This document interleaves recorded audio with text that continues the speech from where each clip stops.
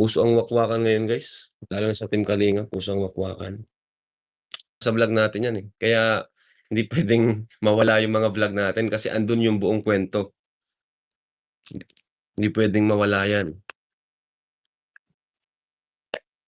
Ang tanong dun, after nung vlog natin bakit nagkagulo ulit?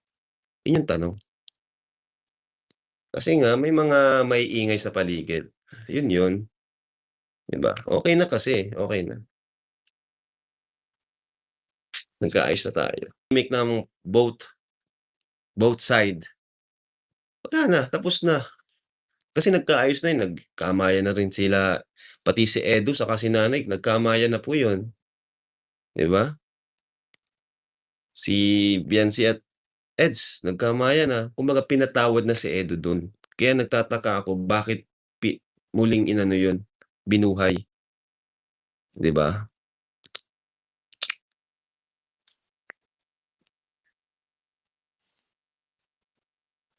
Ang tanong bakit? Bakit nga ba muling ayan.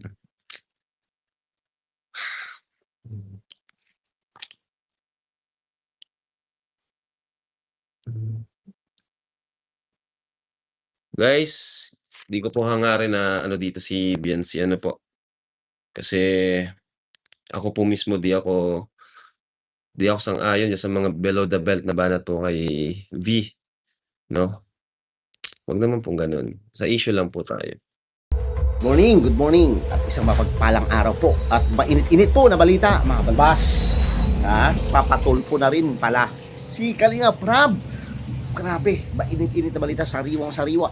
Kagabi nagsalita na po si Kalinga Prab mga balbas at ito po magpapatulpo. Ito yung title syempre mga balbas natin. Kaya mag-share at mag-like na rin kayo sa ating channel mga balbas dahil ito mainit-init na balita ito mga balbas natin. Magpapatulpo si Kalinga Prab. Dito, mayroon din siyang sinasabi dito na mga mensahe niya at statement patungkol sa mga beneficiary na talagang nawakwak at kung may mawakwak pa kaya. No? Dito ay nag-drop name siya mga pangalan kung sila ba talaga ay mawakwak sa mga susunod pa dahil 3 o 4 na ang nawakwak sa Kalinga Pabalbas na talaga namang nagpadala sa mga sponsor, no? Or nagpadala sa mga talagang sariling kapakanan o sariling desisyon dahil ito mga balbas mayroong binanggit dito si Kalinga Prab. Ano ba ito? Talagang sinabi na dito at talagang binulgar niya, no? Dahil mayroong nagkomento mga balbas natin. Anong nagcomment? Anong i-comment doon mismo kay Biancy, no? Nagkulang ka daw Kalinga Prab. Yun yung noon mga kabalbas So ngayon, anong ginawa? Nagkulang ako saan? Sa pagbibigay ng advice, payo, pagbibigay ng kung ano pa, mga balbas natin.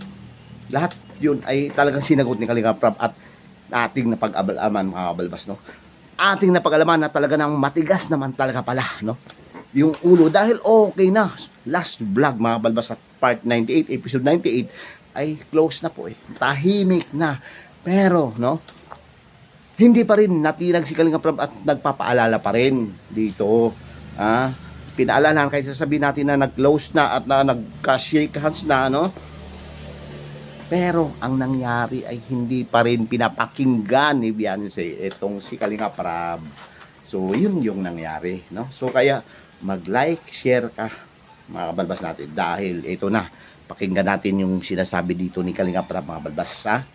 Meron siyang binanggit dito napakamahalaga para sa mga beneficiary, para sa mga gusto pa at gustong talagang sirain ang Kalingap. Marami, no? Marami po sinasabi. Kaya eto na po ang kanyang sinabi. Magpapatulfo na si Kalinga Prab.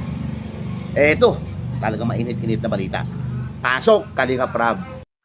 Unang-una, di po ako nagkulang sa paalala. Kahit off-cam, sa chat, di po ako nagkulang diyan. Ano po? Kahit basahin niyo po yung convo namin sa sa chat namin dalawa, talagang ako po, sobra-sobra ang ano ko sa kanya talaga, paalala. Kasi concern ako sa kanya before mangyari ang lahat. Sobra talaga. Kasi ayaw ko talaga siyang mawala din talaga sa ano natin, sa community natin. Yun, mga balbas natin, no? So, narinig natin. Grabe, off cam. Hindi nagkulang si Kalinga Prab dito kay Beyonce, mga balbas, no? Dito, at talagang sobra, no? Punong-puno na talaga si Kalinga Prab. Kung makikita mo, talagang hindi mo papagsisihan na bakit niya. At talagang naman, di ba? Ano na mga nasasabi, no? Dahil hindi nga siya nagkulang, mga balbas, no? Yung mga sinasabi ng mga basher ay talaga namang, no, di ba? Pilit pa rin niya talagang gusto niya na huwag i-bash itong si Beyonce, di ba? Pero hindi nga siya, no? Sabi nga dito, hindi siya nagkulang sa lahat, no? Pero hindi natin masisi mga basher na yan dahil o mga anti o yung mga nagbibigay ng negatibo, mga balbas dito kay Beyonce ngayon. So yun nga, masakit lang isipin dahil below the belt na po yung iba, no? Dito ay hindi niya talaga sinusuportahan ito, mga balbas natin, no? So sinasabi nito ni Kalinga Prab, yung mga nagbibigay ng mga negatibo pero below the belt, no, mga balbas natin, hindi na niya ito sinusuportahan, mga balbas na, which is na tama naman, di ba?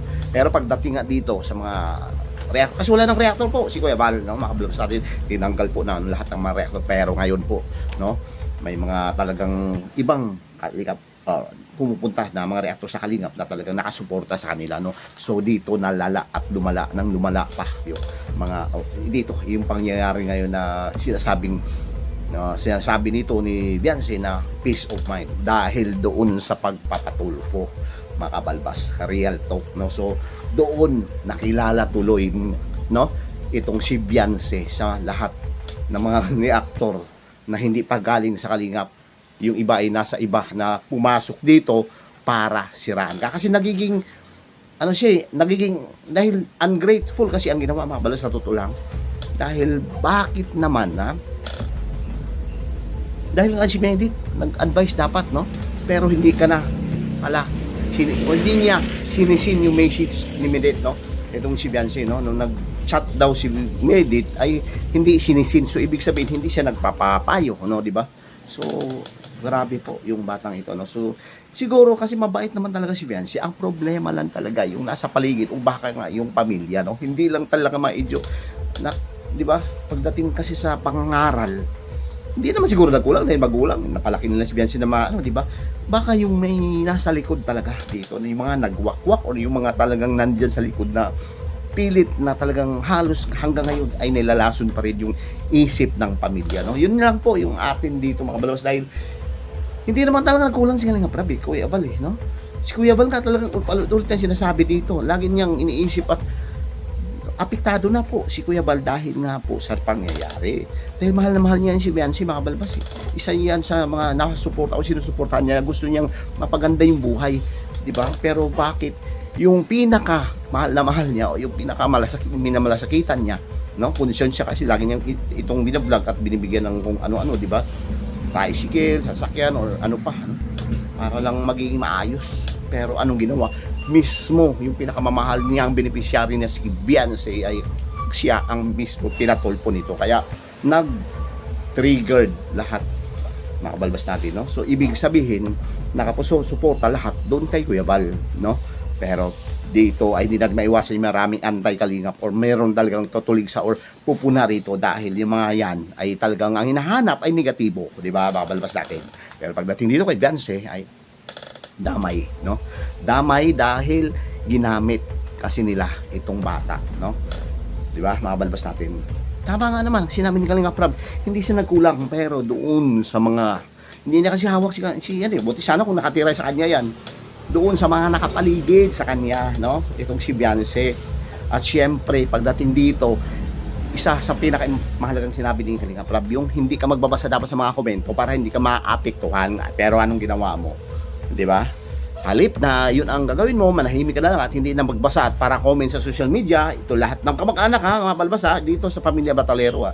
Anong ginawa? Wala, hindi pinapakinggan dahil mas pinapaboran yung mga naka-sponsor at yung mga nag-sponsor at yung mga nakasuporta ngayon sa kanya.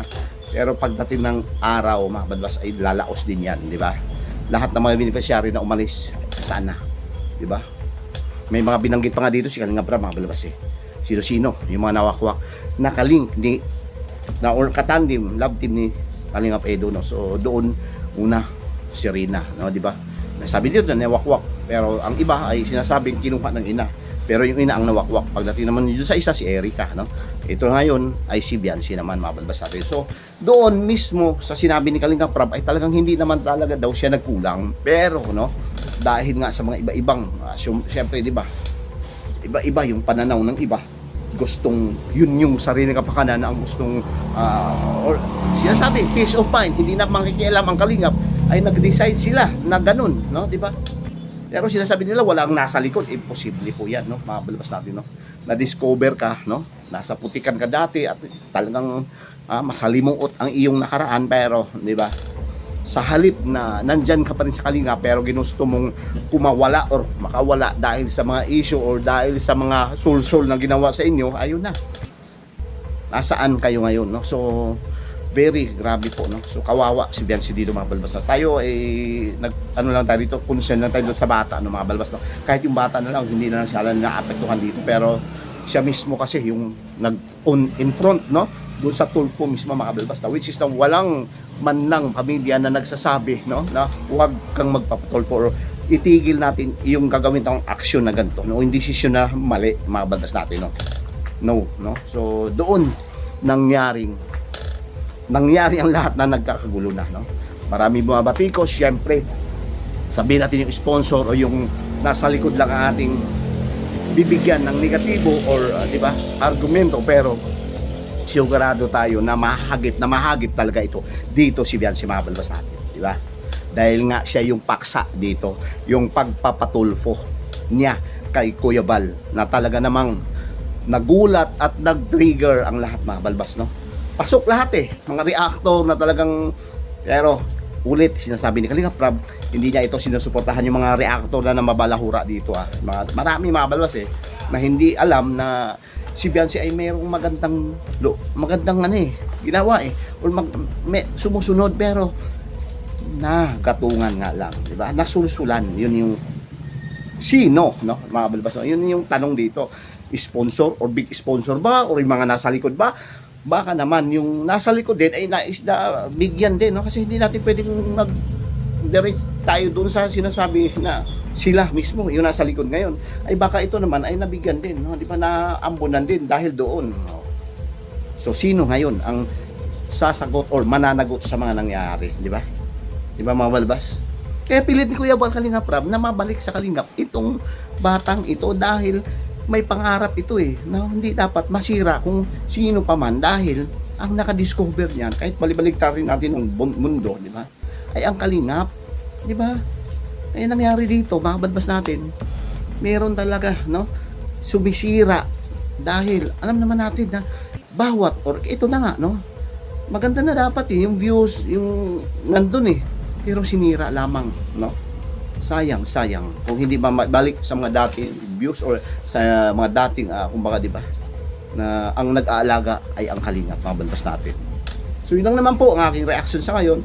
Yung iba sa live ni Kuya or dito Kalinga Prab ay panoorin yun. Marami siyang sinasabi dito, mga balbas, magandang statement, no. Mahalaga pong marinig ng iba, no, na lalo sa mga beneficiary, mga balbas, no, na huwag magpadala at magpawakwak dahil bandang huli kayo rin ang magsasuffer or mawawala din yung sinasabing sumusuporta kuno sa inyo, dahil isa lang po ang inyong pagkakatiwalaan, kundi yung Kalingap lamang. Kalingap Prab, Kuya Val, mga balbas natin. Okay, so yun lang po ang ating reaction sa ngayon. Thank you at mabuhay po tayong lahat sa mapagpalang araw po. God bless at mabuhay po tayo. Bye bye.